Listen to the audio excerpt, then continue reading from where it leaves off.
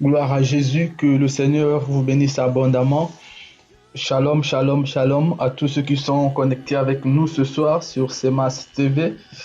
Nous rendons grâce à notre Dieu, qui est le Seigneur Jésus-Christ, qui nous donne encore l'opportunité et la grâce ce soir pour pouvoir communiquer avec vous sa parole et sa pensée. En tout cas, que le Seigneur soit au contrôle de notre rendez-vous de ce soir. C'est un moment de partage, un moment d'étude biblique que nous allons vraiment passer chaque semaine, chaque soir, nous allons passer ensemble et avec vous à partir de 21h, 21h, ce moment dans la présence de Dieu au travers de sa parole. Parce que la Bible nous dit que mon peuple périt parce qu'il lui manque la connaissance. Bien aimé, la connaissance de la parole de Dieu est le fondement et la base pour tout enfant de Dieu. Vous pouvez faire 1000 jours de jeûne, vous pouvez avoir de prophéties, mais lorsque la parole de Dieu n'est pas en vous, vous devez vous dire que vous n'êtes pas dans de fondement solide, vous n'avez pas de fondement solide. Voilà pourquoi nous vous apportons ce moment de partage biblique en direct avec vous. Si vous avez des questions, nous sommes sur YouTube, nous sommes sur Facebook et bientôt nous allons aussi être sur Twitter et d'autres réseaux sociaux. Donc, vous pouvez directement commenter et poser vos questions et nous pouvons travailler et y répondre en direct. Que le Seigneur vous bénisse abondamment. Je suis votre serviteur Joseph Romangelo. Je vous tiens en compagnie ce soir pour parler de la vraie et la fausse repentance. La vraie et la fausse repentance. Vous savez, la repentance est un sujet capital dans la Bible tout au long des Écritures, que ce soit dans l'Ancien Testament ou dans le Nouveau Testament. Nous voyons que la repentance est le centre même de l'évangile de Jésus-Christ. Malheureusement, cet enseignement est rejeté aujourd'hui dans l'Église. Cet enseignement est vraiment mis de côté. C'est considéré un peu comme un enseignement vieilli. Vous savez, aujourd'hui, on cherche des renouveaux, on cherche des thèmes qui attirent, on cherche des sujets compliqués. Mais les choses qui font la force de la foi, les choses qui font la force d'un enfant de Dieu, nous n'avons plus ça avec nous aujourd'hui. Voilà pourquoi nous disons avec beaucoup d'insistance et beaucoup de sérieux que l'Église, étant que corps du Christ, doit revenir aujourd'hui aux enseignements fondamentaux, aux enseignements de notre Seigneur Jésus-Christ. Et parmi ces enseignements-là, la repentance en fait partie. La repentance est un message biblique puissant qui doit faire la force de tout enfant de Dieu, qui doit faire la force de toute église, la force de toute communauté chrétienne. Donc que le Seigneur vous bénisse abondamment ce soir, vous qui êtes avec nous. Vous n'hésitez pas de partager la vidéo, de partager la chaîne CMAS TV sur YouTube, sur Facebook, sur les réseaux sociaux. L'essentiel n'est pas que nous soyons connus, mais que quelqu'un reçoit la vie au travers de la parole de Dieu. Gloire à Jésus. Vous savez, lorsque nous prenons la Bible dans le livre de Jonas, le chapitre 3, à partir du verset 4, nous voyons que Dieu va donner une mission à Jonas pour aller à Ninive. Qu'est-ce que Jonas va aller faire à Ninive?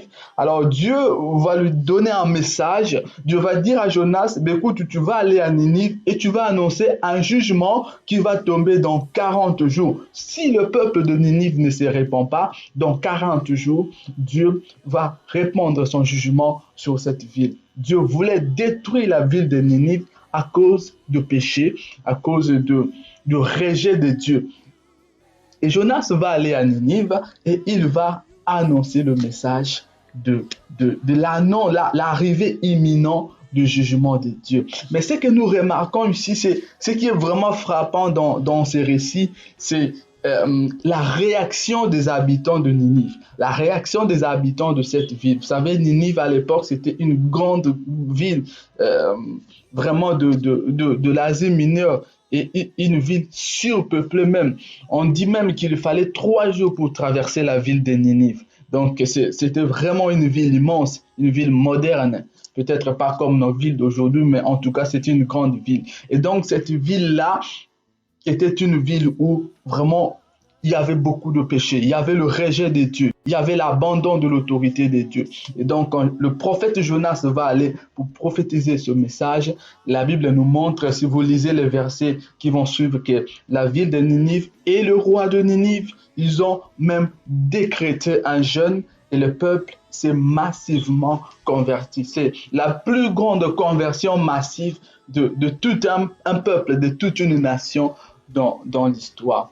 Donc, nous devons comprendre que même dans l'Ancien Testament, même tout au long des Écritures, la repentance est un message biblique. Dieu a besoin de notre repentance. Malheureusement, ce dont nous voulons parler ce soir, c'est de vraie et de fausse repentance. Parce qu'il y a de vraies et de fausses repentances. Et même dans nos églises, nous voyons ça aujourd'hui. Et ça pose beaucoup de problèmes au corps du Christ. Mais avant même d'entrer dans les aspects du faux ou du vrai, essayons de voir d'abord, essayons de comprendre d'abord qu'est-ce qu'est la repentance et comment la Bible nous présente cet enseignement sur la repentance. Vous savez, quand nous prenons la Bible, nous voyons que à partir de tout le prophète, même Jean-Baptiste, même Jésus-Christ, le message central de tous ces hommes-là, même Paul, même Pierre, nous allons voir ça plus tard dans les Écritures avec des versets bibliques,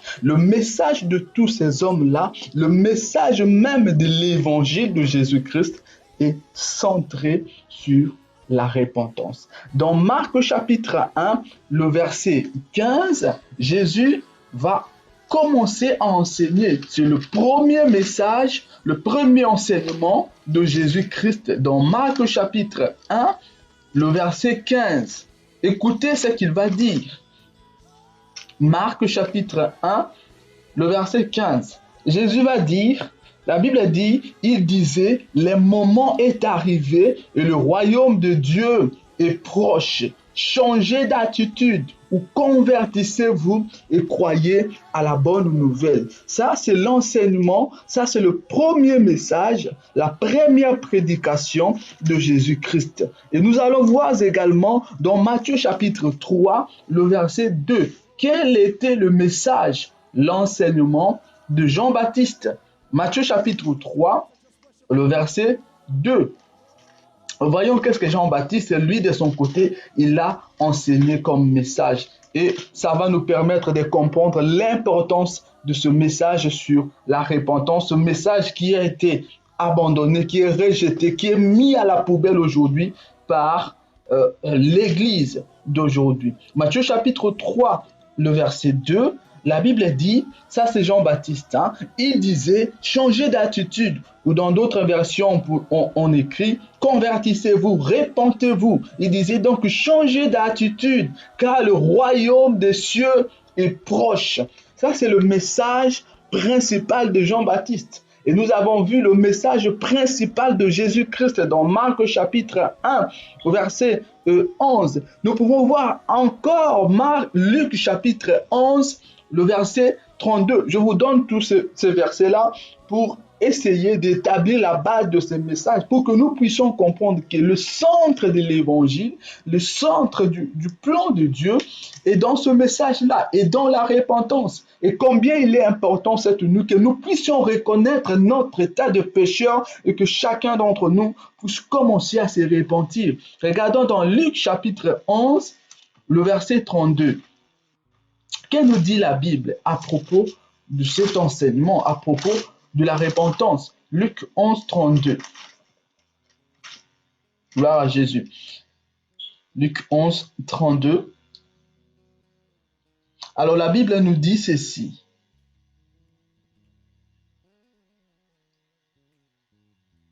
Lors du jugement, les habitants de Ninive s'élèveront contre cette génération et la condamneront.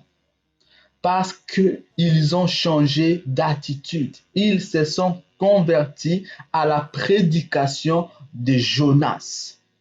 Or, il y a ici plus que Jonas. Jésus s'étonne de l'attitude des hommes, l'attitude des gens de son époque. Et il se réfère donc à ce que nous avons lu précédemment dans Jonas chapitre 3, le verset 4. Il se réfère à cette conversion massive. Jonas a prêché le jugement, les hommes se sont convertis. Et Jésus s'étonne parce que Jonas n'a même pas fait de signe pour que ces gens ne puissent se convertir.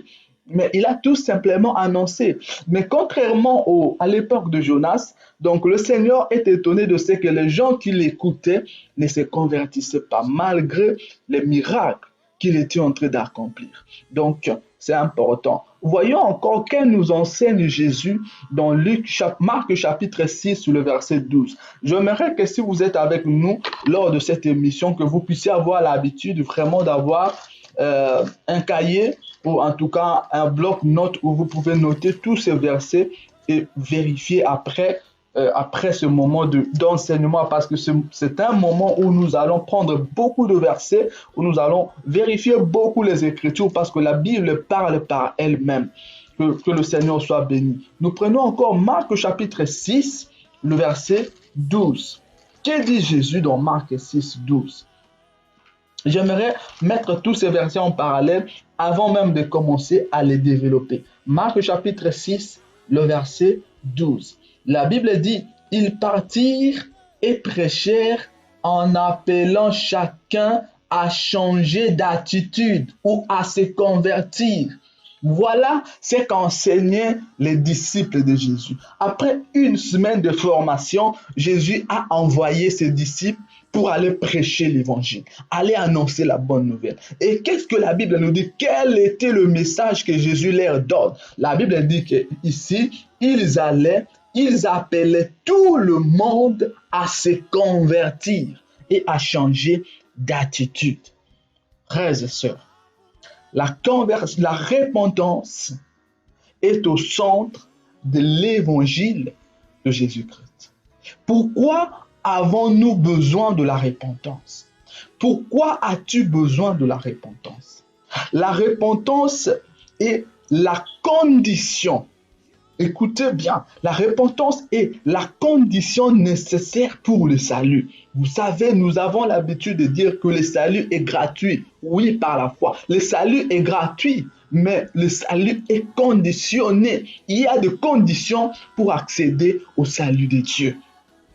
Croire qu'elle est gratuite parce que nous ne payons rien, mais Dieu pose de conditions pour que ce salut soit solide. Et la première condition pour le salut de Dieu, la première condition pour bénéficier ne fût-ce que d'un don spirituel, c'est la repentance sincère.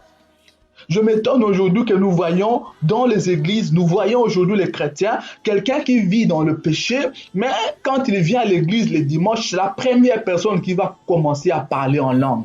Non, non, non, non, non, non, non. Il faut arrêter avec ça. Il faut arrêter avec ça.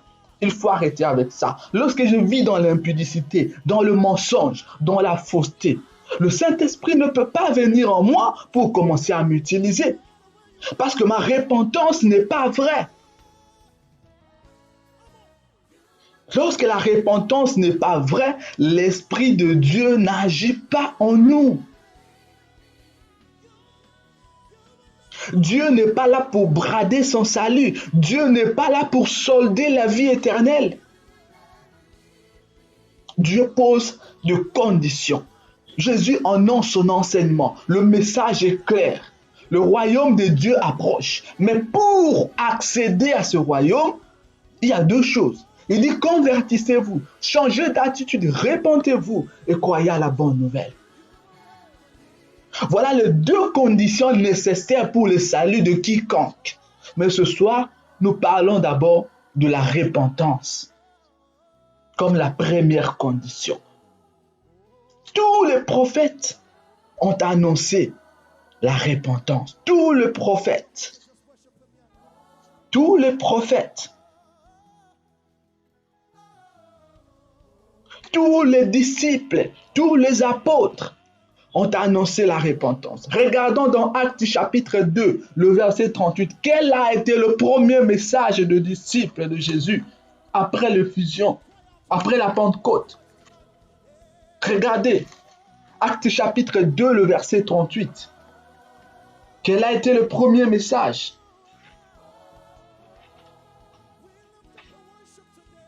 Actes 2, 38. Il est dit ceci. Pierre leur dit, convertissez-vous ou changez d'attitude et que chacun de vous soit baptisé au nom de Jésus-Christ. Pierre leur dit, convertissez-vous, changez d'attitude, répentez-vous. Aujourd'hui, la vie chrétienne est prise à la légère. C'est pour ça que le salut de Dieu est éloigné de nous et que les jugements tombent dans nos vies. Oh, gloire à Jésus. Jésus est en train d'enseigner à ses disciples. Il dit, on ne peut pas prendre un morceau de tissu vieux et un morceau de tissu neuf pour le coudre ensemble. Lorsque votre vieille personnalité n'a pas encore disparu, lorsque votre conversion n'est pas encore authentique, Dieu ne peut pas déverser quelque chose de nouveau en nous.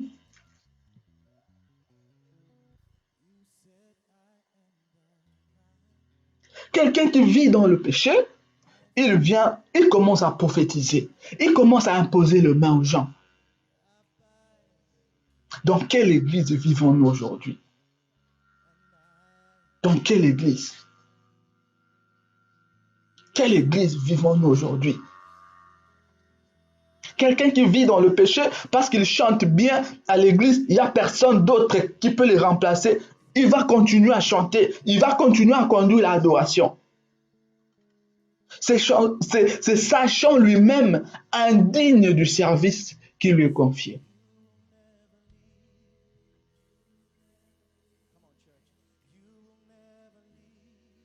La repentance. Dieu a besoin de la repentance. Dieu a besoin de changement complet d'attitude. Tous les prophètes de la Bible prêchent la repentance. Ésaïe a prêché la repentance. Alors aujourd'hui dans l'église, on commence à camoufler le message de l'évangile. On commence à prêcher un évangile pour faire plaisir aux gens. Oh non, parce que si je prêche ceci, les gens seront blessés, les gens vont fuir l'église. Ça, c'est vraiment les pensées des hommes. Frères et sœurs, serviteurs de Dieu, servants de Dieu, il n'y a pas deux messages à prêcher dans ces temps de la fin. Dieu ne cherche pas à remplir le maison de gens de dollars ou des euros. Dieu cherche à ce que les gens se convertissent, à ce que les gens abandonnent le péché. Parce que le véritable problème de l'humanité, le problème pour lequel Jésus-Christ est mort sur la croix, c'est la question du péché. Lorsqu'elle résiste encore en nous, il n'y a pas de lumière, il n'y a pas la gloire de Dieu. De quelle nature que ça soit, de quelle sorte de péché que ça soit, Dieu est le péché. Vous ne pouvez pas imaginer à quel point Dieu déteste le péché. Dieu déteste le péché. Le péché a mis le monde à genoux. Écoutez ce que Dieu dit à Israël. Au temps du prophète Ésaïe. Nous plaguons aujourd'hui avec Dieu parce que nous pensons que comme nous sommes au temps de la grâce, alors dans ce temps de la grâce, on peut faire n'importe quoi. On peut faire tout et n'importe quoi. Dieu ne change pas. Dieu est le même. Si tu m'entends ce soir, sache que Dieu a besoin de la repentance. Dieu a besoin de la repentance. Arrête de jeûner 10 ans, 40 jours de jeûne. Mais tu ne cesses pas de torturer tes prochains. Tu n'arrêtes pas avec le médisance. Olingi kotonga bato nandinga kosakanate. Mais ceux qui vont proclamer 40 jours de prière, je suis la première personne. Ça, c'est la fausse conversion. À l'église, je suis la responsable, le responsable de l'intercession. Je suis la prophétesse. La repentance, Dieu cherche à ce que les hommes se répandent. Zamba alingi bato babongola mitema. Convertissez-vous. Isaïe chapitre 1, à partir du verset 10. Écoutez la parole de l'Éternel, chef de Sodome. Prête oreille à la loi de notre Dieu, peuple de Gomorrhe. Que m'importe la quantité de vos sacrifices, dit l'Éternel. Je suis rassasié des holocaustes, de vos béliers, de la graisse de vos veaux. Je ne prends aucun plaisir au sang de taureaux, de brebis et de boucs. Quand vous venez vous présenter devant moi, qui vous demande de piétiner ainsi mes parvis? Cessez d'apporter des offrandes illusoires. J'ai horreur de l'encens, des débuts de mois, des sabbats et de vos convocations. Je ne supporte pas de voir l'injustice associée aux célébrations. Je déteste vos débuts de mois et vos fêtes. C'est un fardeau qui me pèse. Écoutez ce que Dieu est en train de dire. Dieu dit, je déteste vos réunions. Oh non, une semaine de réunions de prière. Oh non, 3 lives. Oh non, 40 jours pour clôturer l'année. Dieu déteste tout cela. Parce que nous sommes faux. Nous sommes des hypocrites. Il n'y a pas la repentance. Dieu dit, c'est un fardeau pour moi.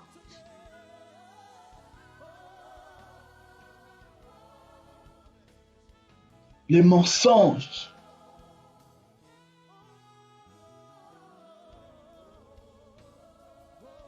Bien-aimés, comprenons la parole de Dieu.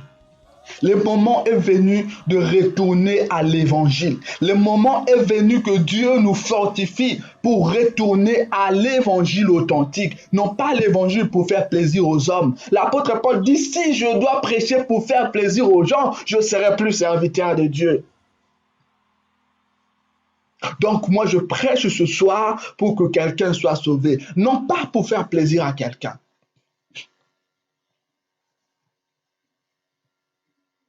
La repentance est la condition pour bénéficier de bienfaits du royaume de Dieu. Tous les apôtres, acte 3, 19, acte 17, 30, ils ont prêché la repentance.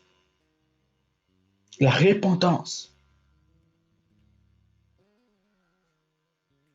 Regardons un peu ce que l'apôtre Paul dit dans acte 26, 20.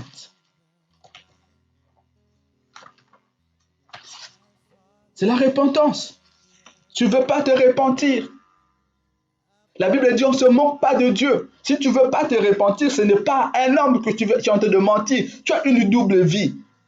Mais fais le péché bien clairement, comme ça on sait de quel camp tu es. Tu crois tromper tout le monde, mais tu trompes qui? Tu trompes personne. Tu ne trompes personne. On ne se moque pas de Dieu. On ne se moque pas de Dieu. La Bible dit c'est qu'un homme aura sémé, il le moissonnera. Actes chapitre 26, le verset 20. Actes des apôtres.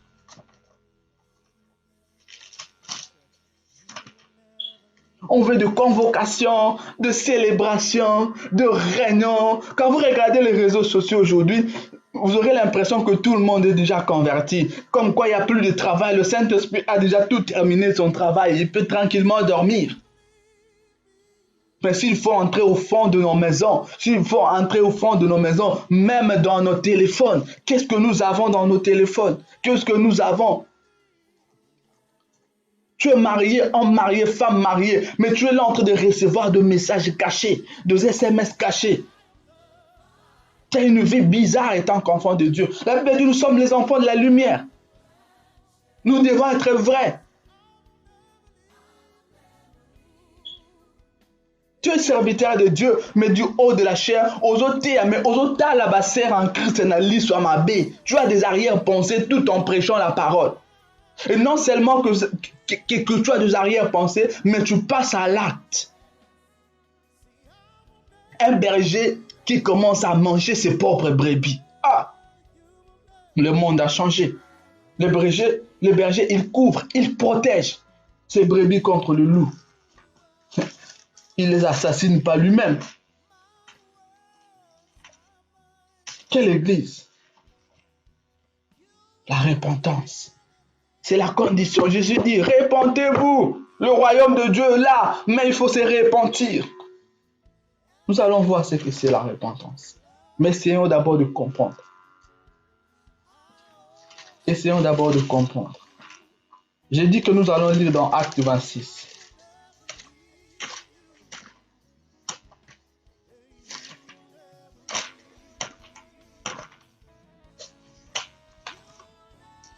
La gloire soit à notre Seigneur Jésus-Christ pour ce moment de partage. Acte 26, 20. Il dit quoi? Il dit ceci.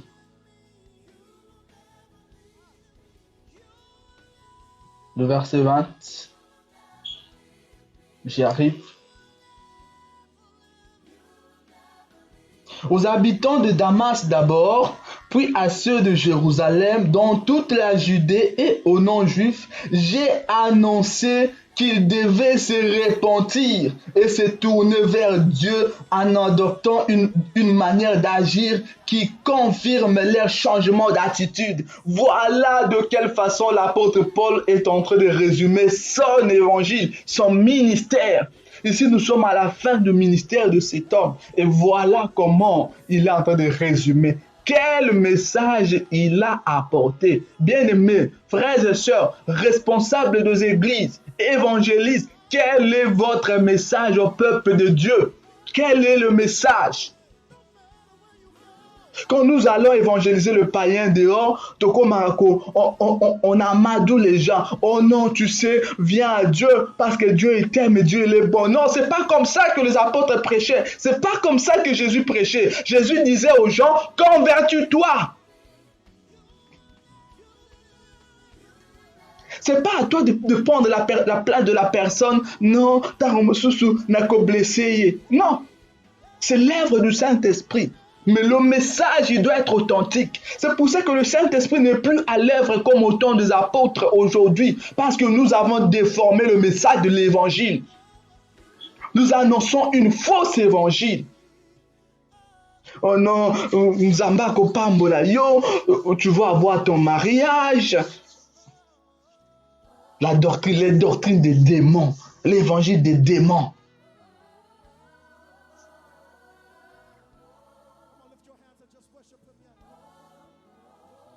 Dans l'évangile, dans la Bible, il est question d'abord de la repentance. Parce que avant toute bénédiction de Dieu, Dieu veut voir l'homme changer d'attitude. Parce que tout homme est déchu de la grâce de Dieu. La Bible dit tous son péché sont privés de la gloire de Dieu. Donc la seule façon pour l'homme de rétablir la confiance, la relation avec Dieu, c'est par la repentance.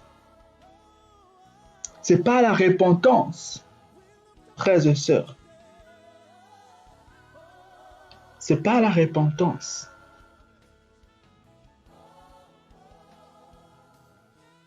Qu'est-ce qu'est la repentance?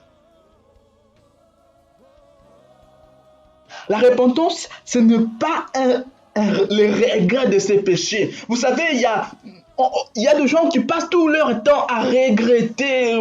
Moi, oh Seigneur, mais le lendemain, il reprend. C'est comme un cochon tu peux le laver, mais le lendemain, il retourne dans la boue. La repentance, c'est pas ça. C'est pas le regret. Je regrette vraiment d'avoir péché.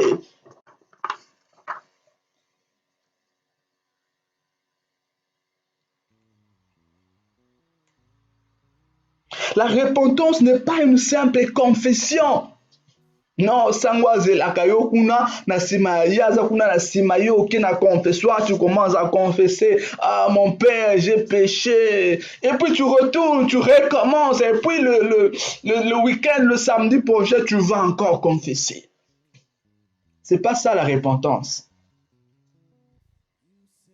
La repentance, ce n'est pas des résolutions de fin d'année. Ah non, cette année vraiment, j'aimerais vraiment être une femme de prière. Oh non, cette année. Et puis dès que le 15, ça peut aller bien du 1er au 10 janvier. À partir du 15 janvier, toutes les résolutions s'arrêtent. La repentance, ce n'est pas de vœux pieux.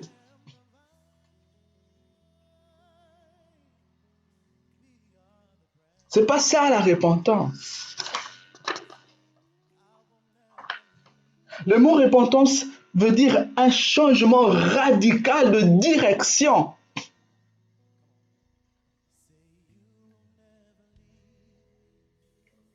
Un changement complet.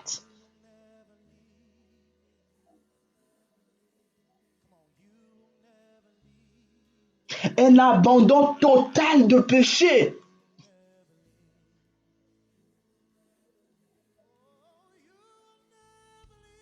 Un abandon total de péché. Oh Dieu, Dieu déteste le péché.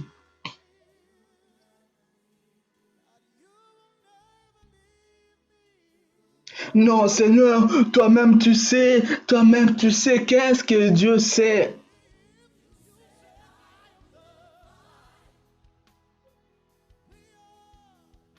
Le salut de Dieu a des conditions. Le salut de Dieu a des conditions. Dieu n'a pas bridé son salut.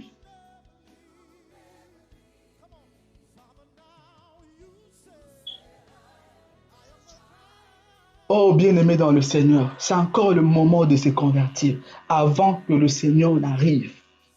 Avant que le Seigneur n'arrive. C'est le moment de changer d'attitude. C'est le moment de changer de vie. Ne demeurez pas esclaves de péché. Ne demeurons pas esclaves de nos péchés. Changez d'attitude. Changez de vie.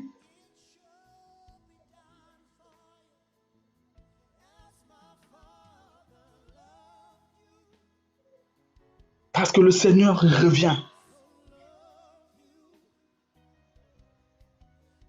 Changeons notre évangile. Changeons notre message. Arrêtons d'être des conseillers spirituels. Oh non, 14 stratégies pour avoir un bon mari. Oh non, 15 stratégies pour choisir une femme. N'importe quoi comme évangile. N'importe quoi. Les serviteurs du ventre. Le message de la Bible, il est simple, il est clair. L'homme naturel est déchu. Jésus va dire, ce qui est né de la chair est chair, ce qui est né de l'esprit est esprit. L'homme naturel est mort pour Dieu. La seule condition, c'est la nouvelle naissance. Or, vous ne pouvez pas naître de nouveau s'il n'y a pas une repentance sincère.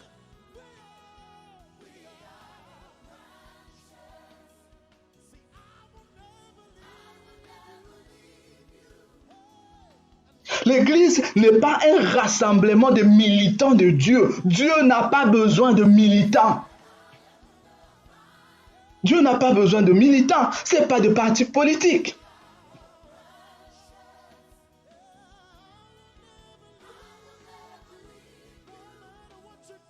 Comment vous pouvez passer 10 ans dans l'église sans rien changer de votre nature, frères et sœurs? Qu'est-ce que la Bible nous dit? La Bible nous dit quiconque pêche n'est pas né de Dieu, il est de Satan. Comment veux-tu qu'on explique ça? Tu expliques à Mundengeni. Moutou azo péché, azaya Satan.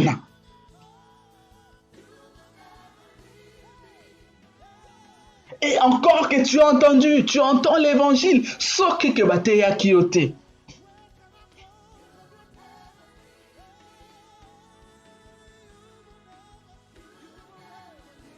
Frères et sœurs, la repentance, comme ce qui s'est passé à Ninive, c'est la seule chose qui permet à l'homme d'échapper le jugement de Dieu. Autrefois, nous étions tous sous le coup de sentence de Dieu.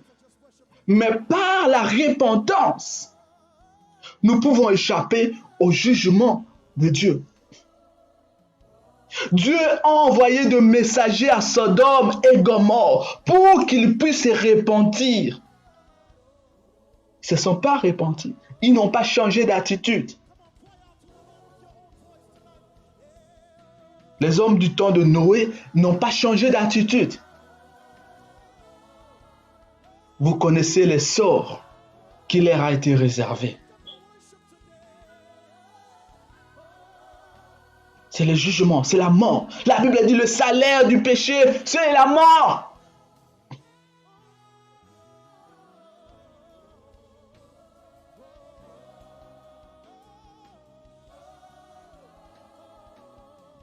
Le salaire du péché, c'est la mort.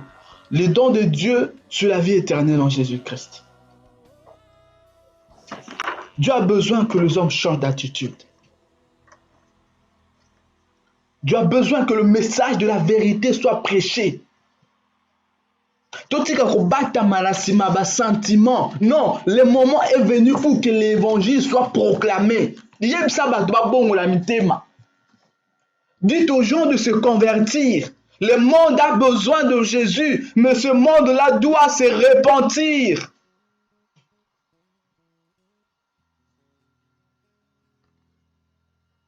Soyez abondamment bénis ce soir, au nom de Jésus.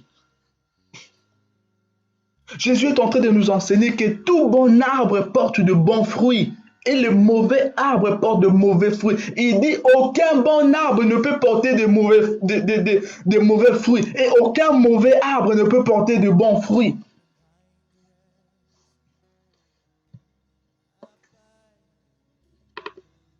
Donc si ta conversion elle est vraie, montre-nous le fruit de ta conversion. Montre-nous le fruit de ta conversion.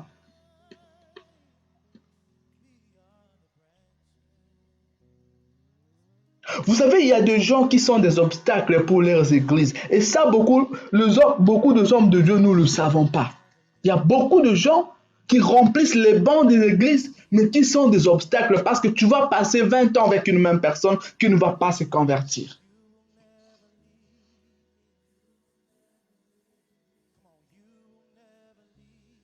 Parce que nous ne prêchons pas à ces gens-là la repentance comme il faut. Parce que nous tolérons l'intolérable. Dieu ne brade pas sa gloire. Soyez abondamment bénis au nom de notre Seigneur Jésus-Christ. Vous tous qui êtes connectés avec nous ce soir, sur ce programme de partage, d'études bibliques, tout ce que vous voulez, d'enseignement.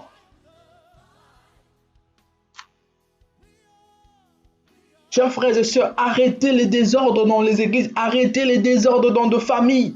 Convertissez-vous. Yo kendak église aussi mbaka Bible, mais là tu es en train de sortir avec des hommes mariés, avec des femmes mariées. Tu ne crains pas Dieu. Tu ne crains pas le nom de Dieu. Et tu vas dire aux gens, oh Zamenangaï, mon Dieu, quel est ton Dieu? C'est des démons. Tu ne crains pas Dieu.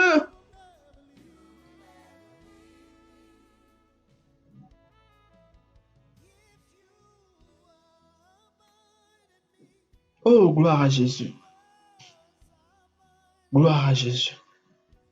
Craignons le Seigneur, craignons l'Éternel Dieu. Répentez-vous. Le royaume de Dieu approche. Ce monde est sous le jugement de Dieu. Ce monde va connaître le châtiment de Dieu. Regardez tout ce qui est en train d'arriver dans ce monde.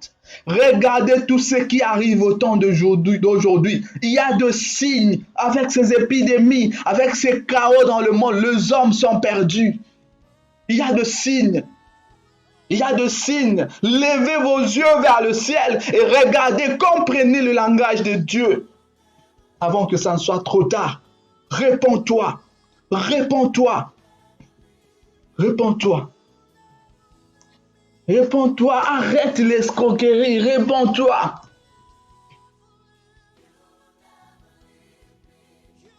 Réponds-toi. Arrête la manipulation spirituelle. Oso manipuler batu pour abaper sakayo bambongo. Arrête la manipulation. Arrête la manipulation. Oh, dis mia boy, offend ya prophète. Oh boy, boy. Arrêtez avec ça. Prêchez l'évangile. Si quelqu'un veut te bénir, va te bénir.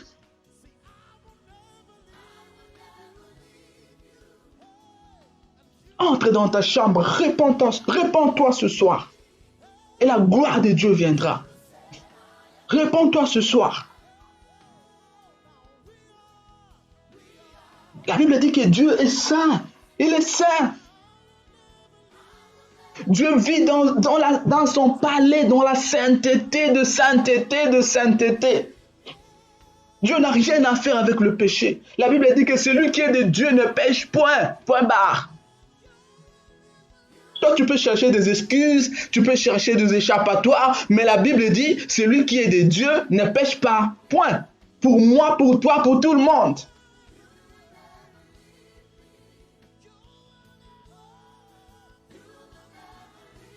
La repentance. Oh, la chair est faible, hein? Mais l'esprit est bien disposé. Le Saint-Esprit, il fait quoi? C'est quoi le travail du Saint-Esprit? Parce que toi, tous les jours, la chair, il est faible. Jamais la chair n'a été forte. Tous les jours, la chair est faible. Et le Saint-Esprit doit faire quoi? Réponds-toi, c'est tout. Au lieu de se repentir, on cherche des excuses. On veut que Dieu nous comprenne. Les pasteurs sont tellement larges. Ah, ça va, ma soeur. Là, vraiment, je comprends. Dieu fera grâce. Ça y est, réponds-toi. Bon, voilà, mon thème. Arrêtez avec ça. Arrêtez avec ça. Jésus dit, le temps est accompli. Le royaume de Dieu est là. Repentez-vous.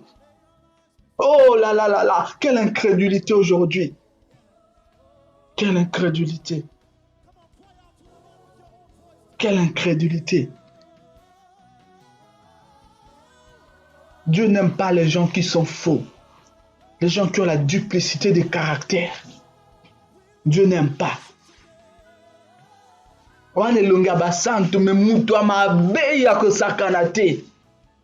Réponds-toi. Nul n'est caché, rien n'est caché devant Dieu. Réponds-toi pour la gloire de Jésus. Réponds-toi. Soyez abondamment bénis. On va se retrouver demain à la même heure, sous la même chaîne, pour parler de la parole de Dieu, pour partager la parole de Dieu. La parole de Dieu est une nourriture délicieuse. Elle peut faire mal, mais Dieu veut un changement profond. Soyez abondamment bénis. Au nom de notre Seigneur Jésus-Christ. Gloire à Jésus. Alléluia. Il est Dieu, il règne éternellement. Nous te rendons grâce.